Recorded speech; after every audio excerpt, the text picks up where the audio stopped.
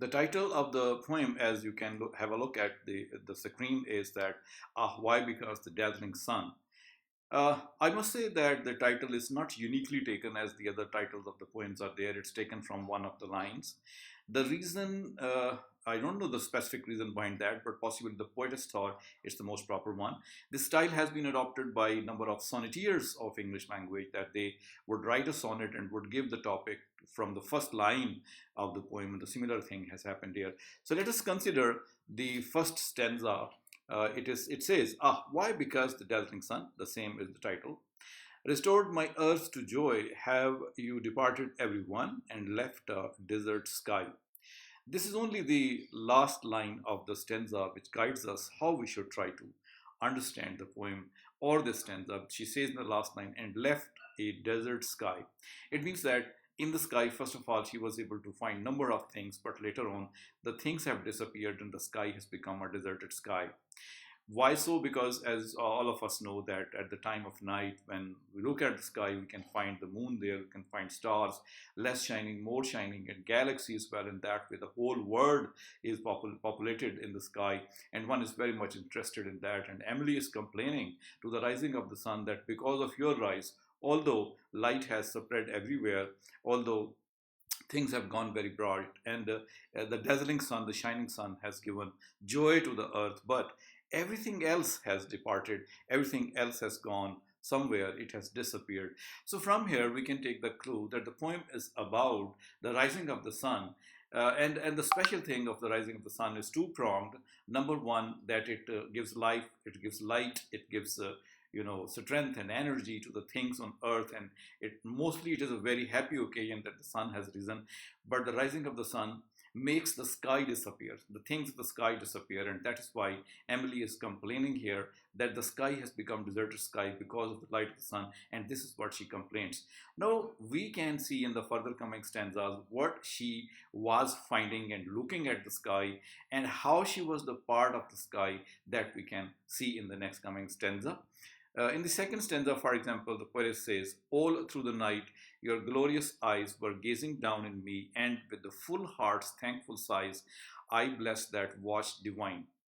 So the second stanza says what she was doing at the time of night, which she cannot do because of the morning sun, that thing has come in the second stanza. She says that she was finding number of things throughout the night, the glorious eyes of those things, the glorious eyes of the stars, of the moon, and all these things were gazing at him. Note the importance here. The poet does not say that she was looking at that, rather she says that these things with their glorious eyes were looking at that. What a height of making herself the most significant part of nature. And with a full heart's thankful sighs, I bless that watch divine. She says she was so happy. She was so happy that she said this watch, this coming eyes of the sky towards her, is a divine thing, is a kind of particular thing which is especially connected with her. In that way, as I said already, Emily is able to connect herself with the skies, connects herself with the beauty and glory of the skies, but that of the night sky, not that of the day sky. She says that she had become so important that everything was looking at her, and because of that she felt so much glorious that she is terming it as a divine connection, as a divine watch. She says she was the blessed one. In that way, this is going to be something very special, really, that Emily is first of all thinking in these terms. Let's see what happens further. First, she will count more and more things of nature. For example, the third stanza, she says, I was at peace and drank your beams as they were life to me, and reveled in my changeful dreams like petrol on the sea. Now, this third stanza also shows the happiness of the poetess, that she says that when these things were looking at him, the beams of these things, the shine and light of these things had become food and drink for her, and she was so happy because of that. And she was looking these things in her dream as well, and these dreams were changing, but she was looking at them and she was feeling happy, like a petal, like a thing which may be put on the sea, and it may be moving here and there because of the waves of the sea. Emily takes it, this movement of the thing, in a very amusing way, and feels very happy that these things were happening.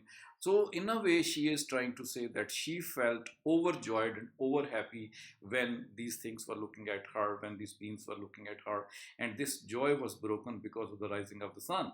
And that is the very complaint. Now, two words are going to be established here, like in the last poem also, two, one was warm word, one was the cold word. By last poem I mean the visionary.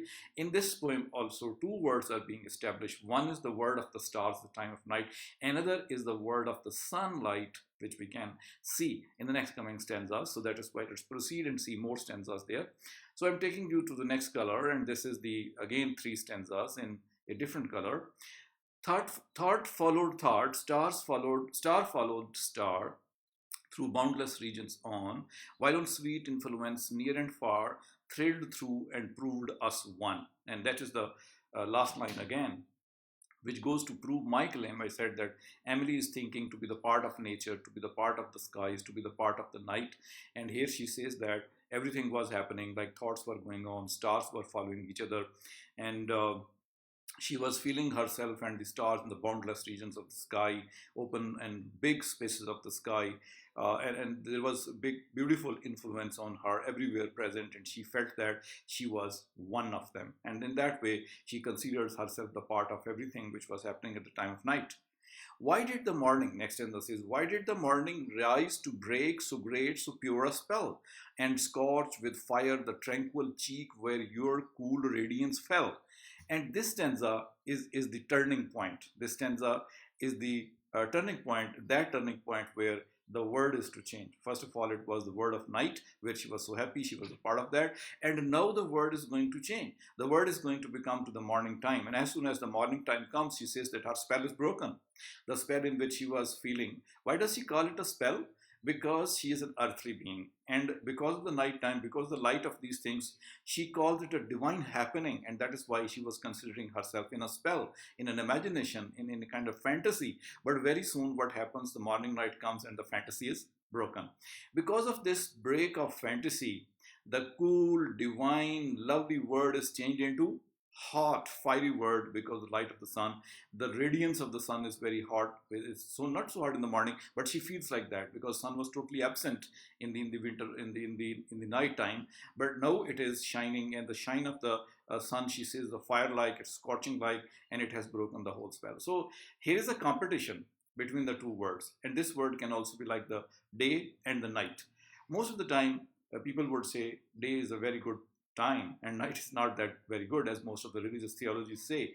But for the divines, but for the Sufis, but for the mystics, night is a time when they can connect with God, with nature, and become the part of that.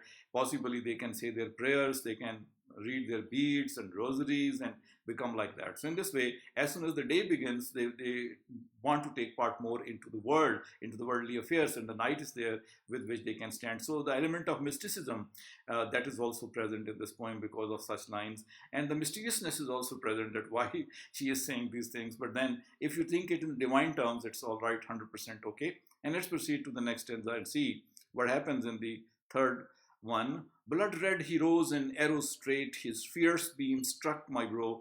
The soul of nature sprang elate, but mine sank and sad and low. So this is the phenomenon. When the sun rises, definitely its light can be very sharp, it can be very straight, and she terms it like a symbol, saying that it's blood red in color. It's like a rose which is red light in color, and then it is light arrows. I mean, the rays of the light are quite straight, and she says that these have come to her face as well, her brow as well, and she was so happy and so much feeling. But now it is not the case.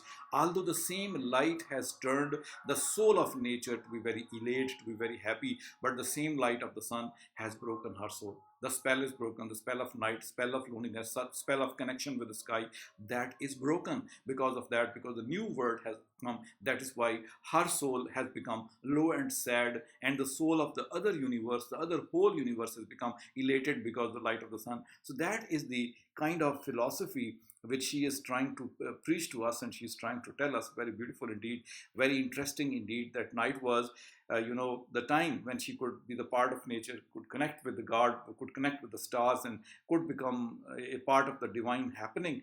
But day has returned the things and has forced her to become the part of the world where she will be busy, and in that she will forget what she did at night.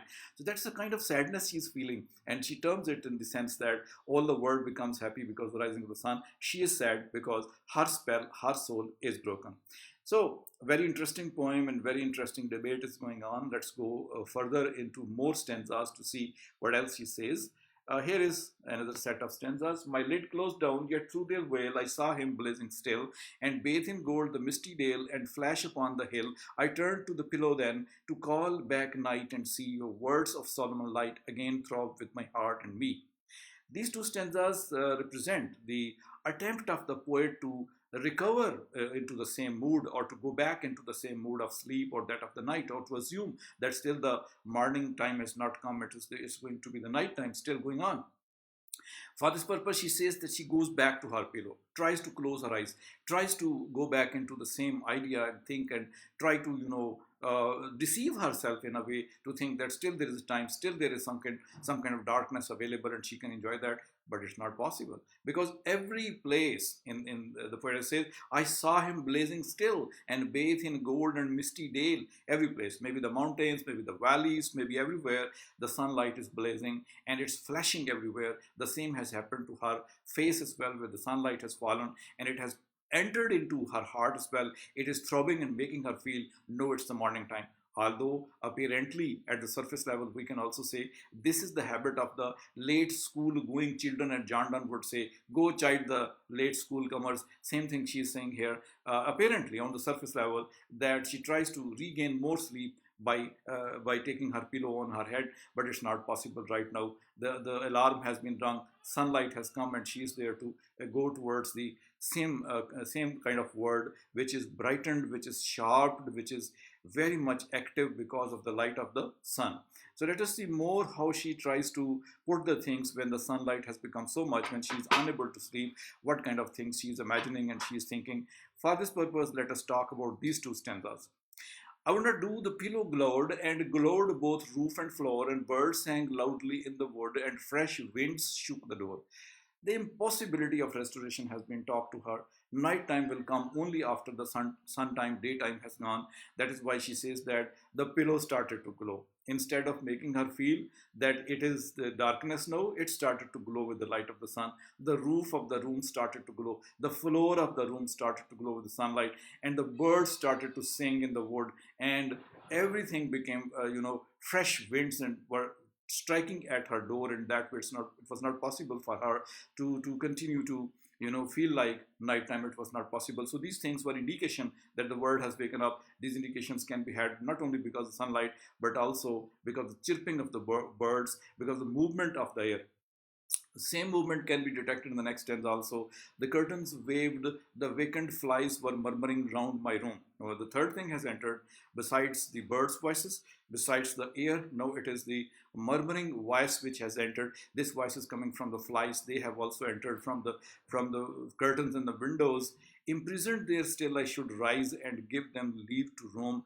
She says that these things couldn't come inside and outside because of the curtains and because of the closed windows, and now it is the time that these also want to go out. Some flies want to come in, and that's why they're also buzzing, and they're also asking her to open the window to pass so they can move about. So the word's activity, because the sunlight has begun, and it is herself who has to engage in this activity, who has to go on with that worldly activity because of sunlight. And that is the biggest damage which has come to her soul, that she was connected with the nighttime, with the nature, with the beauty and shine of nature, with the part of the divineness of nature. But no, it's not possible because the word has come, because the light has come, because the sun is there. And now, in order to enjoy further, let us reach to the ending point of this poem and see what happens there. These two stanzas, O stars and dreams and gentle night. Let me show you so that you can have a view of the lines as well instead of just looking at me. O stars and dreams and gentle night. O night and stars return and hide me from the hostile light that does not warm but burn. So this is the stanza which gives us a cry, a bitter cry, a hope, a kind of desire that the night should come back. The dreams should come back. The stars should come back because she is unable to bear the hostile light and she's feeling burning like this may be apparently on the surface level really the sunlight is very hot and warm and she's feeling burning like, but actually it is not the case. It is the kind of loss which she's having at the time of night when she is able to connect itself with the stars and the dreams and the night and everything like that. It's not possible during the daylight. That is why she's complaining. That is why she is yearning, wishing and desiring that the nighttime should come once again. That drains the blood of suffering men, drinks tears instead of dew. She says the sunlight is so harsh that it is so harsh and hot that it can drain the blood from the diseased people and can wipe out the tears from the drinks, and instead of the dew is also disappearing because sunlight. Let me sleep through his blinding rain and only wake with you. And she says that I desire to sleep once again so that this hot time of the sun should pass and once again the night should come. So this is the way the poet has put all the things in comparison to day and night, and how much comfortable she would feel at the time of night and how much discomfortable she has felt because of sunlight. And she has also shown in the end of the poem the greatest desire of herself, that she wants to again and again go back to the night. And this night can be the night of loneliness, can be the night of isolation, can be the way how the Sufis and mystics connect with the divine beings or divine happenings. That can be one of those things as well, and the same thing can be applied to these poems as well. Let's talk some of the stylistic issues of this poem. This poem, has got 12 stanzas, and each line has got 4 lines. Each stanza has got 4 lines, and in that way, 48 lines mostly in total. But however, I don't find the kind of assonance and consonance appearing in this poem as it appeared in case of the visionary, the poem. But the rhyme scheme, of course, is very clear. Like if you look at the first stanza, you can find the ending sound is sun, and then joy, O sound, and again everyone. So this rhymes with the sun and one, and this joy rhymes with the sky. So in that way, AB sound is available. When you connect the whole poem's rhyme scheme, you can then go for the C sound, and again here it is C sound, then it is D sound, and again D sound. But every stanza has got A B rhyme scheme. But when you connect it with the whole poem, in that way the rhyme scheme would be continuous with the whole of the stanzas. Even the third stanza is the same, like it says beams and me, dreams and sea, having the same rhyme scheme. So rhyme scheme has been maintained through the poem by the poet, so it is technically well managed poem. Yes, we can have very important, adjectives used in order to heighten the image of the words created. For example, dazzling sun. The sunlight is not simply sunlight; it is dazzling. And same could be the case with the other glorious eyes. I mean, eyes are there, but there could be some eyes which are really very glorious. And then, of course, you can have thankful sighs and the wash divine. And ultimately, you have changeful dreams, very interesting adjective used here, that the dreams can change with the passage of time. And again, we can go forward with many other things like boundless regions. Okay, so every stanza has almost one adjective used in order to heighten the construction of the image of the rising of the sun. So we have 2 big images in the poem. One is that of the nighttime, which is studded with the stars and the moon and the light and the rays and everything like that. Then is the daylight, when it is everything shining, the dales, the valleys, the rivers, the mountains, and then this flies image has been used, the curtains and everything like that. In between comes the pillow as well, that mostly we like to use in order to hide from light or to take rest, but pillow is not helping her anymore.